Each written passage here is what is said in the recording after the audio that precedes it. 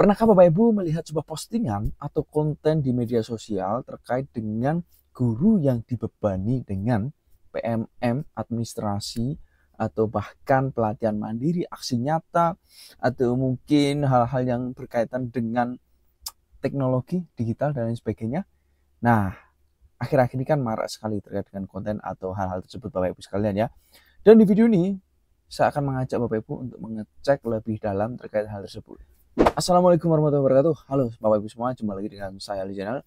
Dan kali ini ada hal yang menurut saya perlu Bapak Ibu simak baik-baik. Perlu Bapak Ibu simak dengan teliti, cek baik-baik ya. Sampai akhir, sampai selesai, pastikan Bapak Ibu tidak melewati video ini. Karena ini sangat penting sekali untuk memberikan informasi, meluruskan hal-hal yang sekiranya terjadi miskonsepsi, misinformasi yang berkembang di lapangan ya.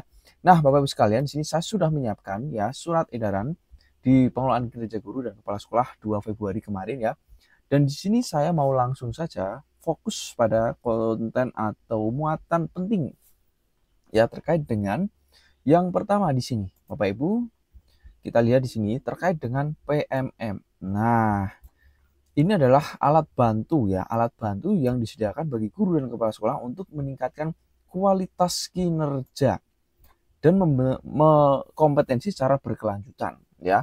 Sebagai alat bantunya, fitur-fiturnya ada pelatihan mandiri ya, refleksi kompetensi, bukti karya, dan komunitas. Nah, ini ada penekanan teman-teman, tidak bersifat wajib, tidak memiliki tenggat waktu, dan bukan merupakan pekerjaan administratif tambahan bagi guru maupun kepala sekolah.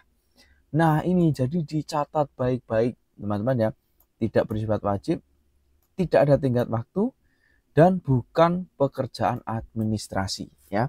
Sehingga Bapak Ibu sekalian, ketika Bapak Ibu memiliki anggapan bahwa ini masih terjadi beban ya, menganggap seolah-olah PMM itu wah beban, harus selesai tenggat waktu sekian ya, dan lain sebagainya ya. Jadi Bapak Ibu sesuai ya dengan surat edaran ini, tentu Bapak Ibu sudah jelas ya bisa mendapatkan pencerahan ya, dan ini resmi ya dari Kemendikbudristek. Jadi Bapak Ibu sekalian, terkait dengan platform Merdeka Mengajar ini mengharapkan guru dan kepala sekolah mendapat nilai tambah dari PMM dalam keseharian menjalankan tugas ini ya.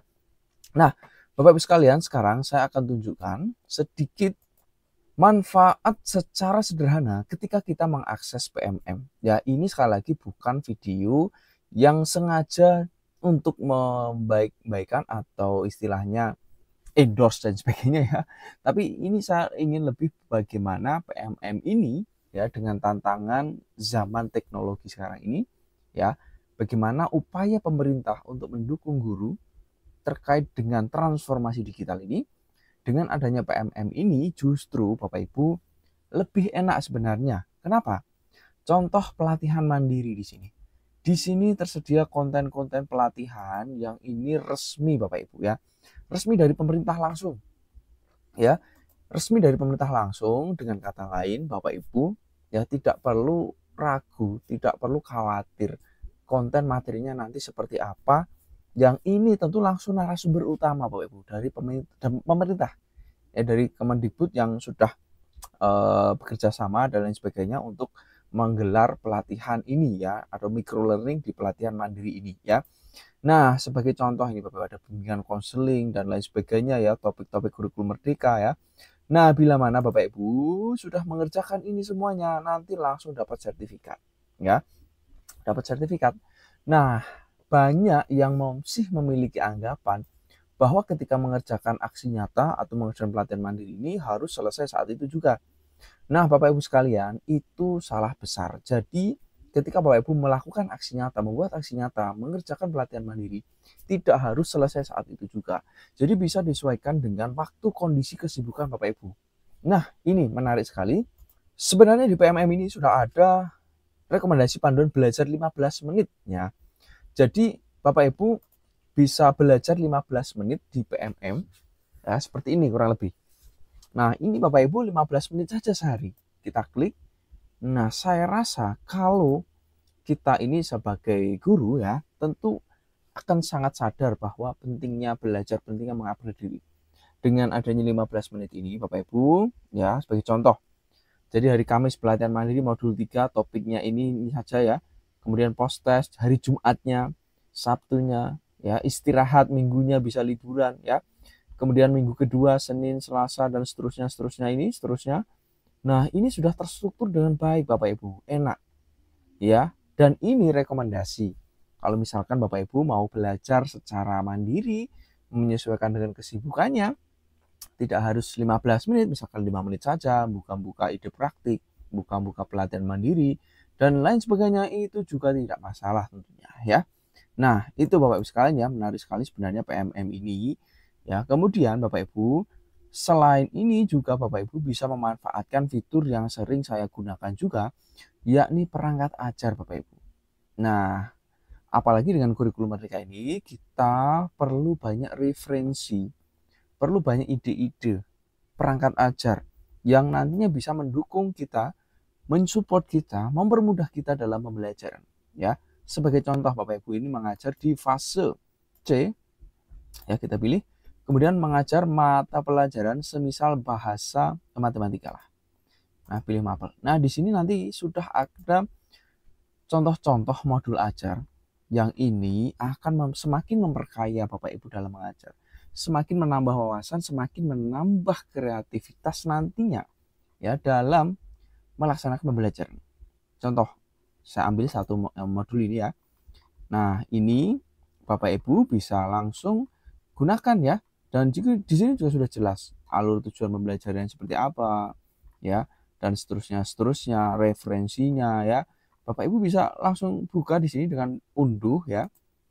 Nanti Bapak Ibu akan mendapatkan unduhannya, hasil downloadnya. Nah, ini contoh ya.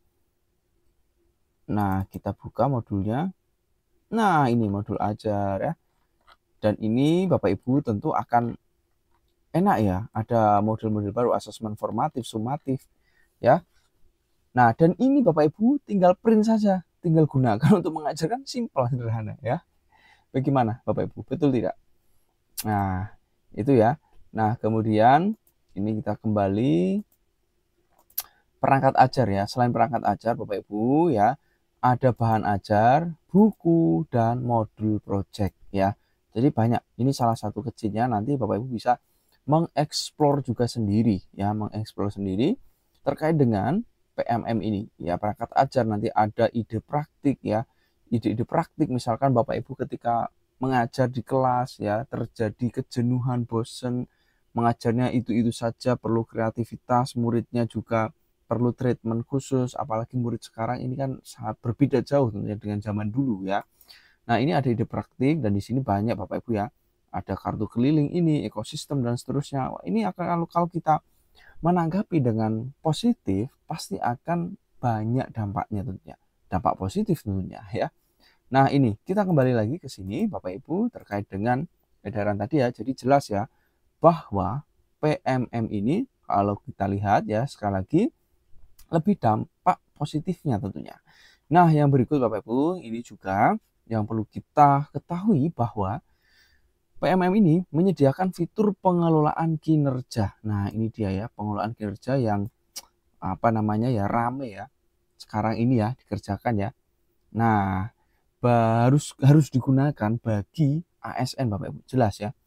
Jadi bagi ASN ini ya harus digunakan. Tidak diharuskan bagi guru dan kepala sekolah non-ASN.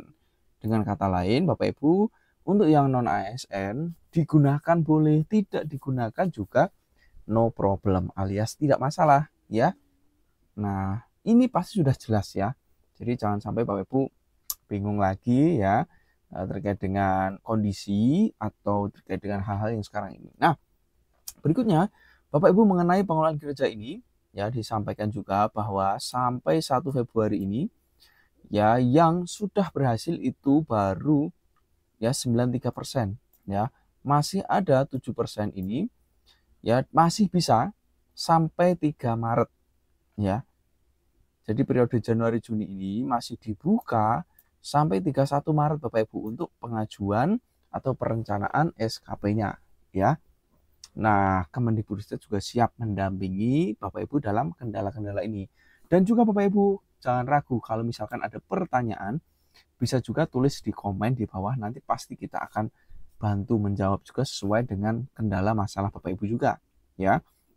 Itu jangan khawatir, kita juga pasti siap bantu ya, walaupun kita ini ya istilahnya pengamat ini ya, pengamat pendidikan juga ya.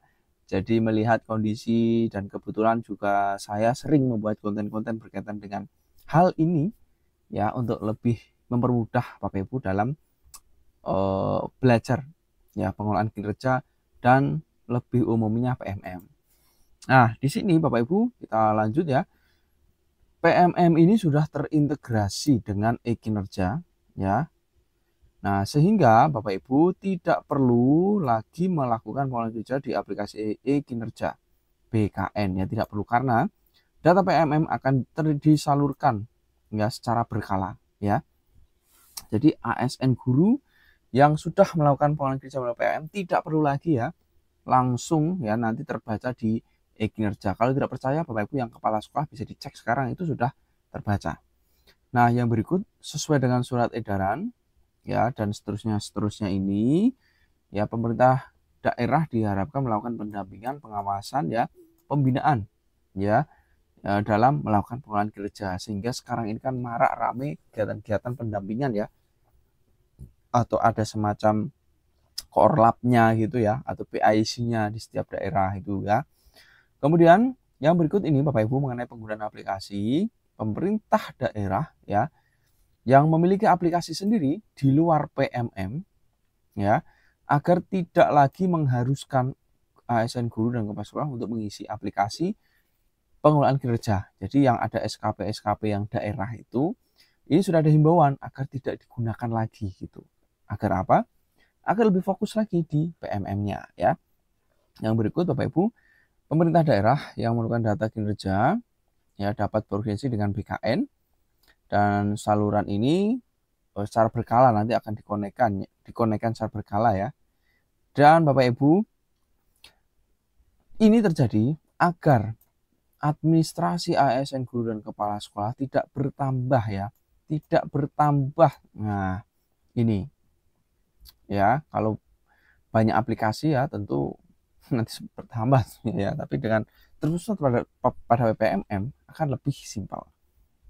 Berikut mengenai siklusnya ini ya, ada 2 ya, 1 tahun ini ya, Januari sampai Juni dan Juli sampai Desember ya, 2 siklus ya. Kemudian miskonsepsi ini periode Januari Juni harus selesai Januari, ini salah. Yang benar adalah selesainya di bulan Juni ya. Jadi jangan buru-buru, jangan seolah-olah terburu-buru untuk ngejar sertifikat juga ya. Karena banyak juga hal-hal terjadi seperti itu ya. Ini realita di lapangan ya, kita tidak mengada-ada tentunya ya. Yang berikut ini terkait dengan TPP ya, tambahan penghasilan pegawai ya. Jadi PTPP ini mengacu pada e-kinerja BKN ya tahun 2023 ini ya. Nah, sumber data lainnya yang diterima oleh pemerintah daerah ya, dan ini lebih fokus ke aplikasi e-kinerja BKN ya. Yang berikut TPP dalam periode Juli Desember ya akan menggunakan hasil dari PMM ini tentunya ya. Nah, ini yang sekiranya penting untuk teman-teman Bapak Ibu sekalian ketahui baik-baik, dan jangan lupa silahkan video ini boleh di-share juga ke rekan gurunya, ke teman-teman yang mungkin masih memiliki anggapan bahwa PMM ini menjadi beban dan seterusnya, sehingga muncul postingan-postingan yang kurang baik, yang negatif ya, terkait dengan PMM ini dan juga fitur-fitur yang ada di dalamnya. Kalau kita lihat tadi di dalamnya itu juga lebih banyak manfaatnya, betul tidak teman-teman, Bapak Ibu semua? Boleh jawab di komentar setuju atau tidak, atau mungkin ada hal-hal lain yang mau disampaikan, juga boleh ditulis di komen. Dan sampai di sini dulu, sampai jumpa di video kami berikutnya. Subscribe di logo ini biar nggak ketinggalan update terbaru dari kami.